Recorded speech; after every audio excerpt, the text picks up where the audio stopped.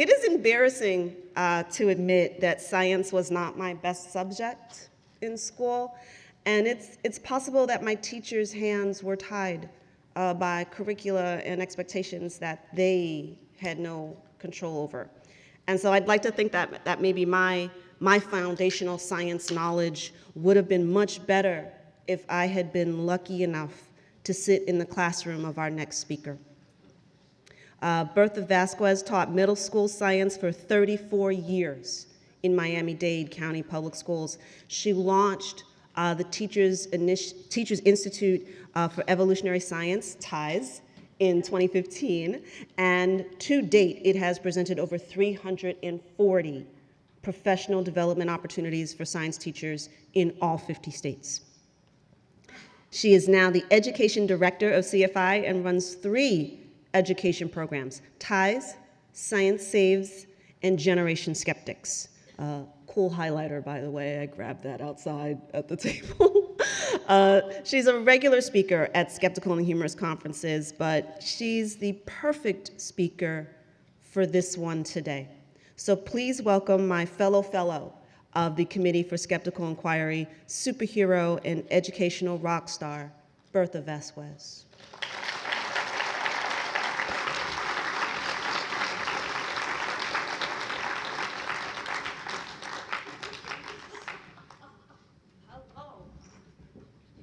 Hello, hello. So I have slides. Where are they? Do I just click start? Okay. How do I go back? Anyway, I won't go back. As I have slides because, as Leanne said, I taught middle school for 34 years, and I'm very used to audiences not paying attention to me. So I brought you some visuals. And I love the logo of the Center for Inquiry: reason, science, secular values. What a wonderful thing. These are the 3 programs of the CFI Education Department. I won't be speaking about Generation Skeptics and Science Saves, but we have a lovely table outside with Julia and Debbie and other people who know a lot about this. But Generation Skeptics is teaching kids to identify misinformation. Very big deal. Very popular right now. And Science Saves is simply about promoting science appreciation. But I'm here to talk to you about TIES, the Teacher Institute for Evolutionary Science. And I'm sorry, Richard, I'm telling the story again. I know, some people, I love this story. How did TIES begin? It's amazing how TIES began. I'm a lifelong Richard Dawkins fan. I've read every book. And I met him briefly on a few occasions when he was in Miami. And on one occasion, I believe it was like 2014, I told him that teachers have to lead professional development for other teachers, and what I would always do is evolution stuff. I was currently teaching a session on Your Inner Fish by Neil Shubin, and he said, wow, that sounds great, and he introduced me to Robin. And I emailed them that evening how I wholeheartedly agreed with the philosophy of the Richard Dawkins Foundation, and I'm teaching, it's 11 a.m., I'm teaching weather, occluded fronts, stationary fronts, closed fronts, and the phone rings. And it's a Washington, D.C. number. I'm thinking, what the heck? Who? Oh, maybe it's that Robin Blumner person. And I get the phone, and it's Richard Dawkins telling me that he wants to help me teach these teachers about evolution. I mean, think about that. Yes. Yes. And after I pulled myself off the floor and ran to my neighbor teacher and said, please watch my class, please watch my class, I ran to the principal and I got on my knees and I grabbed her by the ankles and said, please, please, please make this happen. You have to so make this happen. And Richard came to my middle school. And it just so happened that that was the day that kids are released early and teachers have to go through professional development. Miami-Dade County opened it up to all the science teachers in the district that wanted to come. And we sat on the stage of this George Washington Carver. I worked at a school named after a scientist, which I think is super awesome. And my students and my fellow teachers from all over the county came. By the way, the little boy in the red sweater, I'm sorry, Brendan, I have to embarrass you. That's my son, and he's 6 foot tall now, and he's sitting in the back. So I had to say it, sorry. And Richard said, would you do this for me nationally? I was like, what? Hold on. I'm just a middle school science teacher. I don't know about this stuff. And I thought to myself, where do I begin? How do I do this kind of professional development nationally? And this quote jumped out at me. Requiring all teachers to complete a course in evolutionary biology would have a substantial impact on the emphasis on evolution. This quote is from the National Center for Science Education. I think we need to make a shout out for them. Their founding executive director is here, Dr. Eugenie Scott. They are by far, I think, one of the greatest defenders of evolution education that we have in this country. We also have here Glenn Branch, who I thought was this amazing internet bot that any question I asked him about evolution education policy, anti-evolution laws, academic freedom laws, he always gave me the right answer. And yesterday I met him. He's real. I had to touch him to make sure that this guy was real. So this is a quote from that organization. And along the same lines, this quote is on my desk at home. I truly believe that good teachers can teach just about anything, as long as they have the resources and content knowledge to do so. And that is what I based the Teacher Institute for Evolutionary Science on. So I thought, where do I begin? The thing is, I teach in Florida. I was preparing professional development lessons for the entire country. So I go to Georgia, I go to Kansas. What do they teach? What's their middle school evolution standards? And it was Glenn Branch who suggested I do a state-by-state comparison of the middle school science standards across the country. So that's what I did. I got 4 reviewers together. We looked at every state's middle school, mind you, not high school, middle school education standards on evolution. And this is what my grading rubric looked like. Did they use the term evolution? Did they actually define the term evolution? Those have to be separate because some states mention evolution, but they don't call it evolution. They'll call it change over time. What kinds of evidence did they give for evolution? Most states, if they taught evolution, hit fossils, but they may not hit all the other ones. Like Richard Dawkins says in his book, The Ancestors' Tales, fossils are just the icing on the cake at this point. We have genetics, we have homologous structures, we have we have a lot of other stuff other than fossils. So how many lines of evidence were they teaching about? Were they mentioning natural selection? Did they define natural selection? And adaptation? And did they define it? And this was my grading rubric, so it was a simple 1 to 10, whether you were going to get an A, B, C, D, or F. And here are my 2017 grades. Kind of like the opposite of a bell curve, right? We had 23 A's, yay Florida, and we had, 15 F's, not so much in the middle. Here I come, I get invited to speak at the Scopes trial. So I thought, okay, I should do this again. So I did this again about 2 months ago. Are you ready? What do you think? Are you giving, nah? No, really, I want to know. What do you think? You think it's going to get better or it's going to get worse?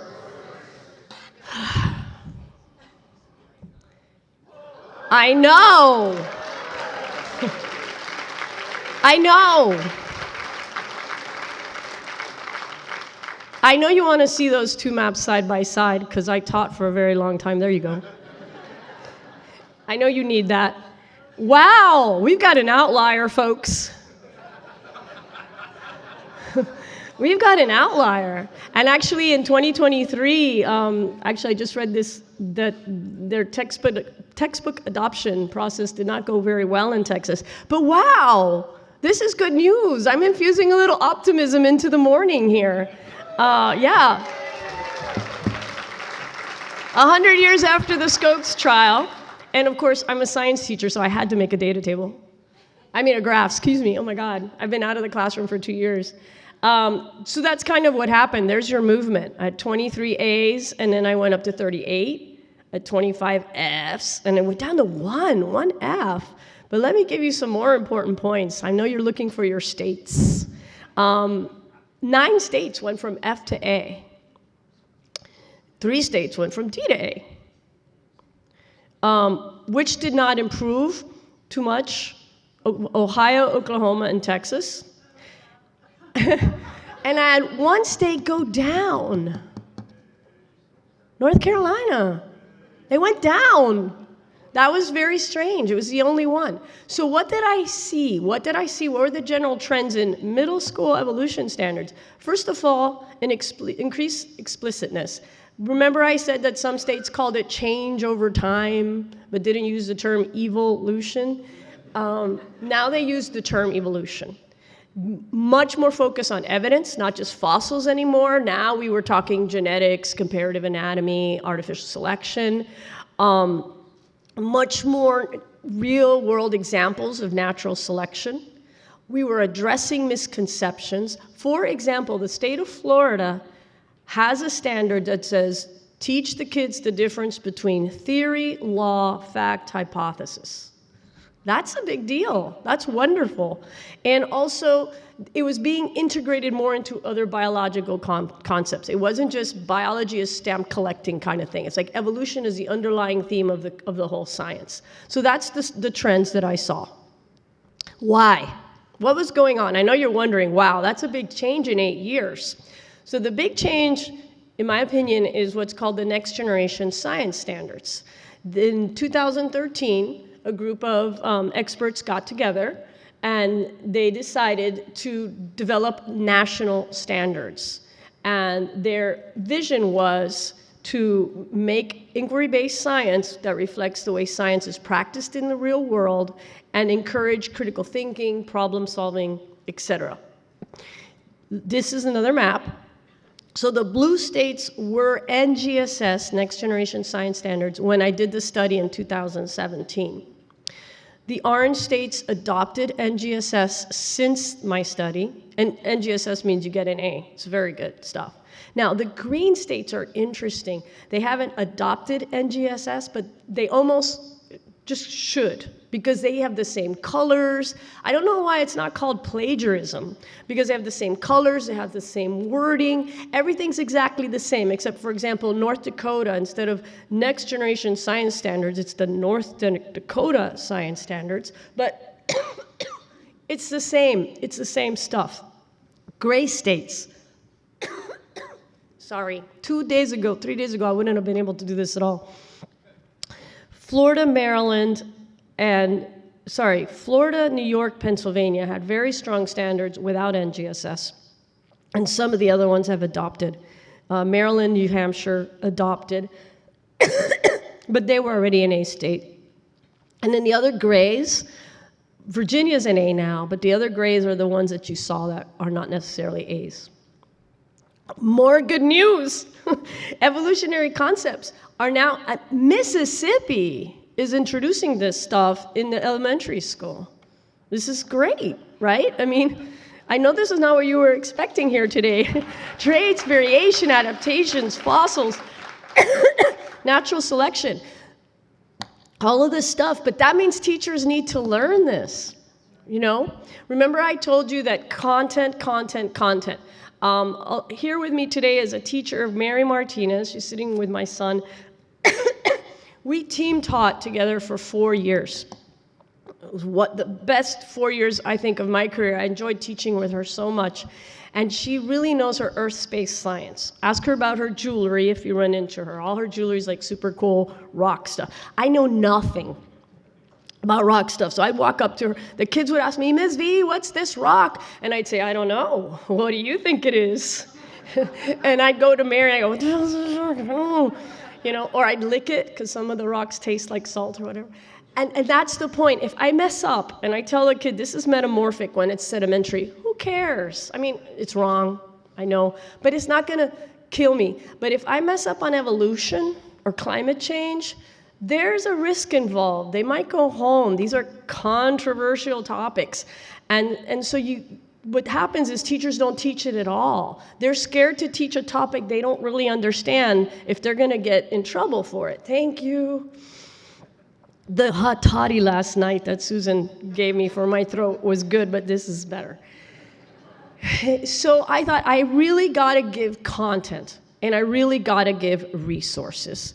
So if you go, and I wanted it to be free, and I wanted it to be easy. So any resource that you download from the Teacher Institute for Evolutionary Science comes with your lesson plan, comes with your rubrics, comes with the answer keys. If you click on answer key, it says, ha ha ha, email Bertha, this is not online. Because, you know, it's like Scooby-Doo, those darn kids, they find it. So anyway, everything's organized by category: natural selection, fossils, genetics, human evolution, etc. In addition to that, we do monthly webinars with wonderful biologists and authors that teachers are allowed to invite their students, and they're recorded. And we wrote a book. And our book has 13 different science teachers in it, all over the country: high school, middle school, rural, urban, religious, atheist, and we have fundraised to give those books out at the conferences. I know it's very important to explain misconceptions, so we do a lot about that on the website and in the professional development sessions. Theory is I'd say this is the biggest problem, and even scientists use this word kind of casually. Oh, I have a theory that the burglar came in through the window and out through the front door, and that's not how the term scientific theory should be used. I often tell the students, and I tell the teachers to tell the students, do you want a doctor to wash his or her hands before they do surgery on you? Nah, that's just a theory. Right? So to teach the difference of the common use of the word theory versus the scientific word. And this thing, oh my gosh, this thing. Google evolution. This is going to be, other than a few finches, you know, you're going to get like 100 of these. And I just read Brenda Wineapple's book, and this was explained by one of the experts that they did not allow to testify in front of the jury, but this was explained in the trial, that we did not come from a monkey. And I get this all the time. So we do a lot on evolutionary trees and the relatedness there. I also try to do quick things, because I know some teachers don't have time, but I love bell ringers that might put the teachers at ease, put the kids at ease. So, true story, I had a dog named Jinx, and I bought Jinx, she had fleas, and I bought the stuff you put on the back of the neck, and it didn't work. And I went to my vet, and I said, hey, the stuff you put on the back of the neck, that doesn't work. She goes, oh yeah, that doesn't work anymore.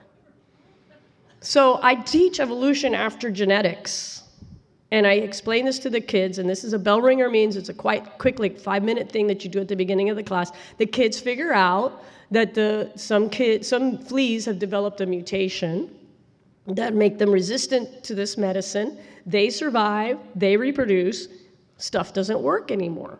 And I put my feet up on the desk, I say, okay, great, we finished evolution, let's move on to ecology, right? If a kid whose parents find this topic controversial goes home, says, well, what'd you do? What'd they teach you about evolution? You talked about fleas and Jinx. It's a little more palatable. It's like, well, yeah, that's kind of true. That happened to my dog. I think it was in Georgia, and one of the teachers mentioned that it was fleas, but in her carpet, not on her dog. Same thing happened. So there you go. We use real-life examples of natural selection. This is Peter and Rosemary Grant. They have been studying the natural selection in real time taking place in the Galapagos Islands. And I developed a lab on this where the birds, AKA the students, are eating wet food. And then there's this terrible drought, and I changed the raisins, or gummy bears I usually use, to M&Ms. And we see what happens to the different phenotypes of beak. I also do it with the teachers, and that lady is cheating. I'm supposed to take one at a time. Now, in my classroom, I put the birds' beaks in their mouths. And I do this because I trust these kids, but it's really, really fun. And I'm Mother Nature, and I could kill them, and I want to. And there's 3 different years of kids there doing that. We also have developed a really fun online game where they have to make this species survive 1 million years. Let me give you an idea what I mean by NGSS standards versus more traditional learning. More traditional learning, you would teach students the 4 conditions necessary for natural selection to take place. There must be variation in a population. Not everybody survives to reproduce. Those that reproduce have some sort of advantage, and that advantage is heritable. And then you would make them play this game where they choose little creatures that have different variation, some environmental impact happens, and you see who survives, who reproduces, etc. What NGSS explains is don't tell them anything. Just let them play the game. Let them figure it out. And so they both work, I think, personally, but that's cool.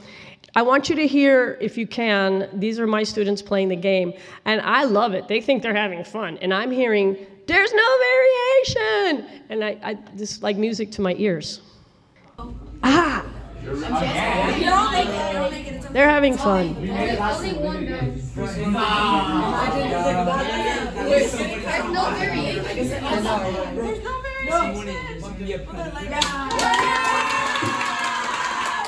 It's really fun.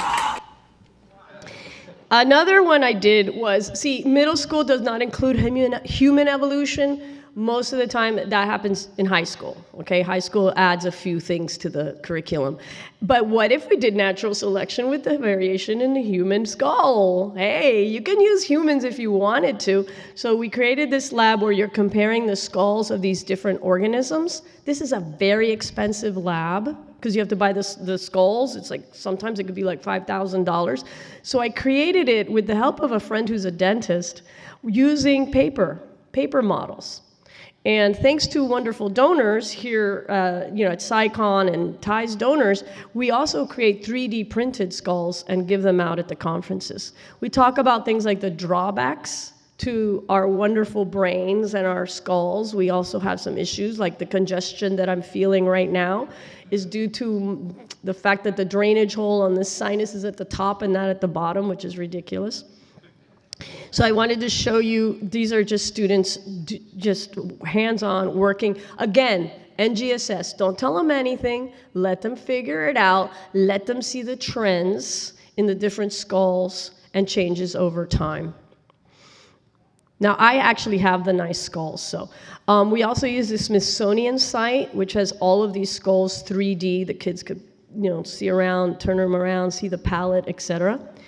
Now, not everything we use is created by me or other TIES teachers. This is a wonderful lab by HHMI, Howard Hughes Medical Institute, about stickleback fish.